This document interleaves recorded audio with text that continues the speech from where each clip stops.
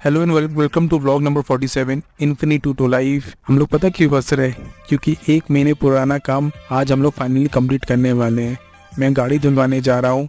ऐसा नहीं कि मैं गाड़ी रोज़ साफ़ नहीं करता, मैं गाड़ी रोज़ साफ़ करता हूँ, बट मुझे एक बार वॉश करवाना था क्लीन, क्योंकि गाड़ी बहुत ज़्यादा गंदी हो रही थी। मैं जितना भी साफ़ कर लूँ गाड़ी बहुत ज़्यादा गंदी हो रही थी और मैं 1 महीने से बोल रहा हूँ कि मुझे गाड़ी धुलवानी है, बट हो ही नहीं पा रहा था। बट फाइनली आज ये काम कंप्लीट हो ही गया।